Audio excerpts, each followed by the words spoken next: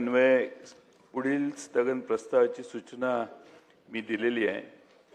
ज्या अर्थी महाराष्ट्राची दरोदर असणारी व जनतेच्या रोमारोमात असलेली ज्ञानेश्वरी व भागवत हे स्वतंत्र ग्रंथ नसून भाष्य आहेत, तसेच नामदेव महाराजांचा गाथा आणि संत तुकारामांची गाथा हे पण स्वतंत्र ग्रंथ नसून ते फक्त संकलन आहे, असे वादग्रस्त विधान स्वामी गोविंद देवगिरी, कोषाध्यक्ष श्री राम जन्मभूमी ट्रस्ट अयोध्या यांनी पुणे येथील एका संमेलनात केलेली आहे।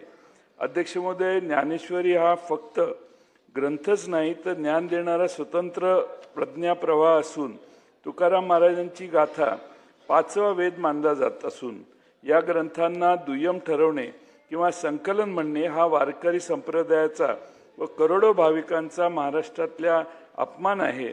आणि अध्यक्ष महोदय, ज्या अर्थी दासबोध व ज्ञानेश्वरी गाथा यांची तुलना करून एकाला श्रेष्ठ व दुसऱ्याला दुय्यम ठरवणे हे अत्यंत क्लेशकारक असणे आणि ज्या अर्थी ज्ञानेश्वर महाराज पाया असून तुकाराम महाराज त्यावर कळस असणे, या ग्रंथांनी जातीपातीच्या भिंती तोडून भक्ती आणि समानता व बंधुतेचा मार्ग दाखवला।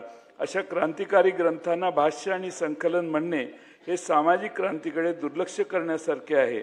आणि म्हणून अध्यक्ष महोदय, स्वामी गोविंद देवगिरी यांच्यासारख्या जबाबदार पदावर असलेल्या व्यक्तींनी असे विधान केल्यामुळे समाजात तेढ निर्माण होऊ शकते आणि त्यामुळे राज्यातील जनतेने व समस्त वारकरी संप्रदायाने स्वामी गोविंद देवगिरी यांचा निषेध नोंदवला आहे।